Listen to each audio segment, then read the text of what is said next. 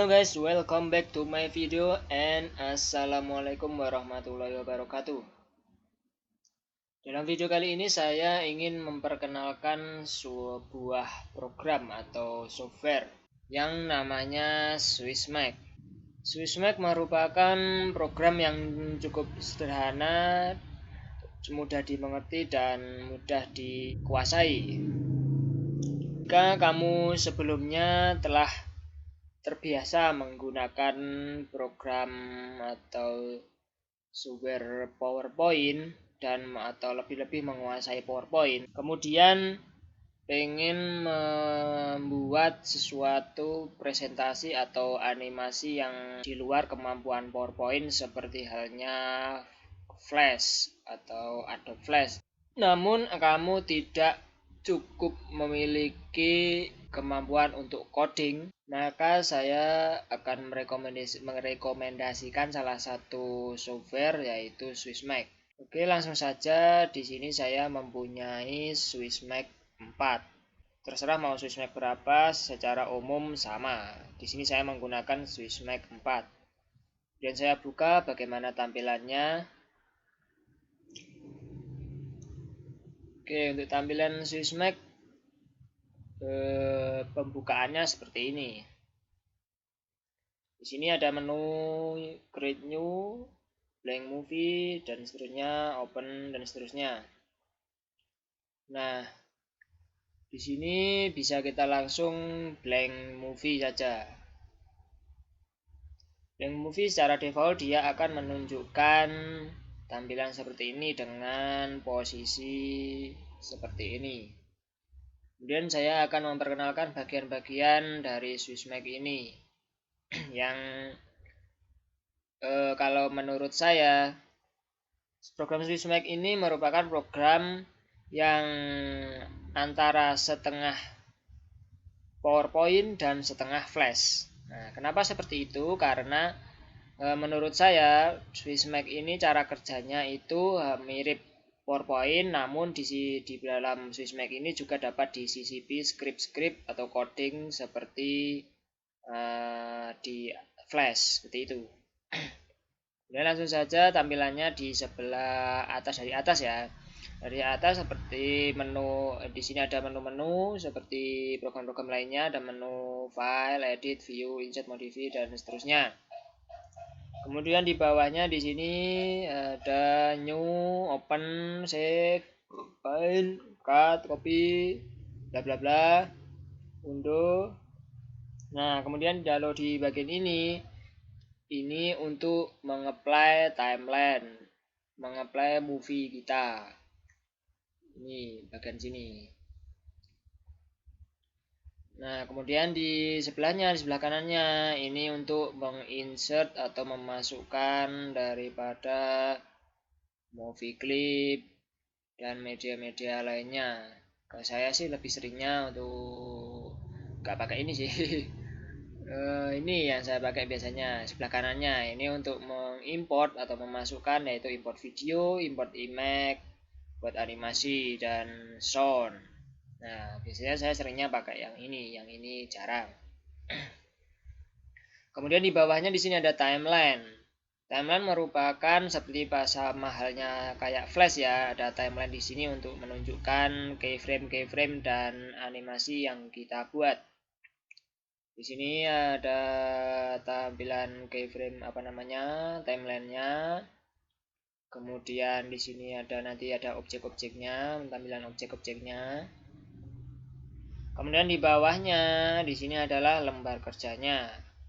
Secara default dia akan membuat size lembar kerjanya seperti ini, dan ini bisa kita rubah. Untuk merubahnya bisa kita drag di sini, kita bisa bebas di sini, atau dari propertinya nanti propertinya. Kemudian di sebelah kirinya ini adalah tool-tool untuk menggambar. Seperti halnya pada Flash ada tool-tool untuk menggambar, ada selection tool, ada sub selection tool, dan seterusnya. Bisa kamu coba-coba sendiri ya, untuk pen tool, kemudian ellipse tool, dan seterusnya. Kemudian di bawahnya ada view untuk zooming, ada menampilkan daripada lembar kerja. Kemudian di sebelah kanannya di bagian ini ada secara default ada properties, frame, parameter dan recipe. Nah, dalam properties ini merupakan kalau kita klik di bagian lembar kerja utama, di sini secara default dia akan menunjukkan properti daripada movie yang kita dokumen kita atau file kerja kita. Nah, di sini di dalam movie property kita bisa diklik kita bisa ubah size daripada lembar kerja kita di width, height, frame dan background dan seterusnya seperti itu. Nah, kemudian di parameter ini apa saya lupa, skip aja. Reshape ini untuk mereshape kalau kita memiliki objek sebuah shape, misalkan ini ya. Nah, di situ dia memiliki properti daripada objek ini. Di properti kalau kita klik objeknya juga memiliki properti tersendiri. Kalau kita klik lembar kerja dia akan menunjukkan properti dari lembar kerja. Kalau kita klik objek dia akan menunjukkan properti dari objek. Seperti itu terusnya. Nah, kemudian di bawahnya kalau icon ini secara default nggak ada. Ini saya tuh munculkan sendiri di bagian sini ya. Di Windows ini kita bisa menunjukkan window-window dan tools yang kita perlukan.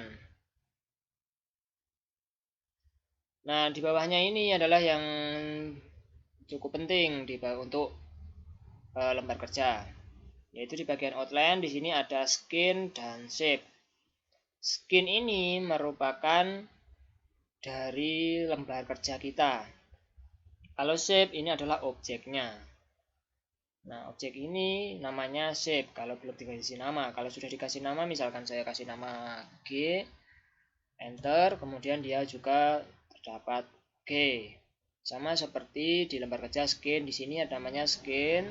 Saya ubah namanya, misalkan H, dia enter, kemudian namanya di sini juga H.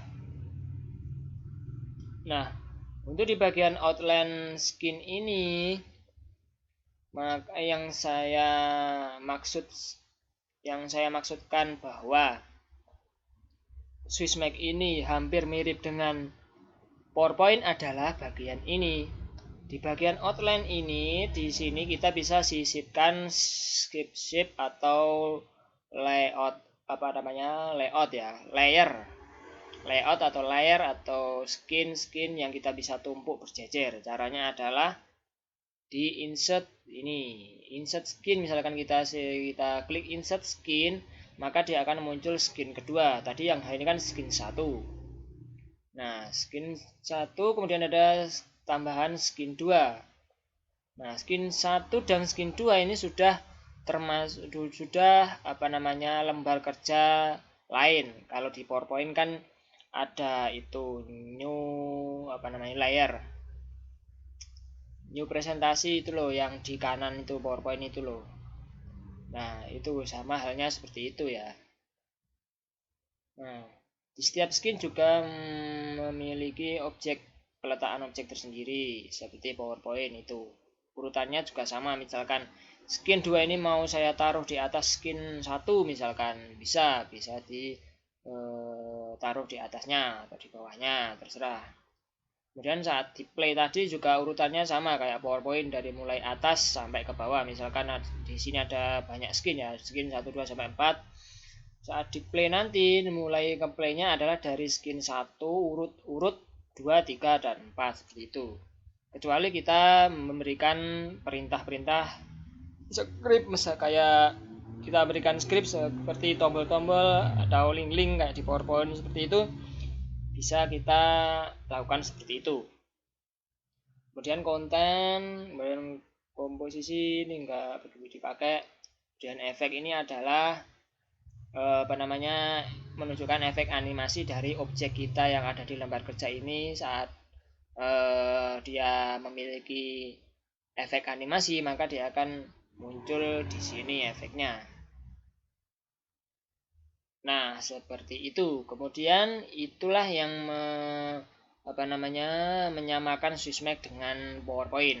Kemudian bagian manakah Swissmake yang hampir sama dengan Flash? Yaitu di bagian timeline ini. Kemudian selain itu adalah di bagian script atau codingnya. Bagian coding Swissmake bisa kita lakukan pada bagian lembar ini, script. Kalau layout ini kan lembar kerja kita. Kalau script ini adalah script atau lembar coding untuk layout kita. Nah, untuk codingisasi ya atau pemberian script pada Swissmake ini cukup mudah ya. Kecuali kalau script sulit. Nah, kalau script sederhana itu di sini sudah disediakan oleh programnya sendiri, yaitu di bagian add script. Di bagian add script ini sudah disediakan script secara default atau secara umum yang biasanya dipakai untuk sebuah animasi atau program atau aplikasi atau presentasi seperti itu. Di sini misalkan di event ada frame, ada button. Di situ kita bisa menambahkan script ini untuk objek kita atau untuk layar kita. Seperti itu untuk script-nya. Nah, secara keseluruhan untuk tampilan daripada lembar kerja Swissmake adalah seperti itu secara umumnya. Untuk selebihnya kemudian nanti mungkin kita akan bikin video lagi untuk bagaimana caranya menggunakan ini ya. Oke, sekian dari saya. Terima kasih sudah mampir, terima kasih sudah nonton. Itulah tadi pengenalan daripada Swissmake. Dan sampai jumpa.